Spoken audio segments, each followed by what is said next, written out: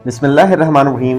अस्सलाम वालेकुम। History channel के मोअज़्ज़ज़ सामीन, मैं हूं अदील अहमद और आप देख रहे हैं हमारा यूट्यूब चैनल। मोअज़्ज़ज़ सामीन, आज की वीडियो में हम कोलश उस्मान सीजन 4 की किस्त नंबर 125 के पहले ट्रेलर के बारे में बात करेंगे और इसके साथ हम बात करेंगे ऐसे किरदार की जो कुछ अर्सा पहले सीजन से अलविदा हुआ था, ताहम अब इसकी वापसी होने जा रही है। याद रहे कि ये किरदार किसी खास वजीफे को पूरा करने की गरज से मंजिल से गायब था, मगर अब इसकी दोबारा एंट्री का वक्त आ चुका है। वीडियो में आगे बढ़ने से पहले हमारे चैनल को सब्सक्राइब कर दें, वीडियो को लाइक और शेयर करें, बेल आइकन का बटन जरूर दबाएं ताकि आने वाली हर नई वीडियो का नोटिफिकेशन आपको मिले। मोअज़्ज़ज़ सामीन, गुज़िश्ता किस्त नंबर 124 में हमने देखा जैसे शेख ऐदब अली अपनी जिम्मेदारियां कुमराल अब्दाल को सौंप कर और अपना चोगा भी जाते जाते कुमराल अब्दाल को पहना गए और ये भी कहा कि अब से तुम लोगों के दिलों में आग भड़काओगे, और फिर जाते जाते तुर्गत बे को भी वो अपने साथ ले गए। नाजरीन, अब आते हैं इस किरदार की तरफ जिसकी दोबारा एंट्री के बारे में हम बात कर रहे थे। वो किरदार है तैकफुर मिखाइल कोसस का, जो कि इस्लाम कबूल करने के बाद बाकायदा उस्मान बे के सिपाही बन गए थे। ताहम काफी टाइम पहले वो किसी मिशन पर गए थे।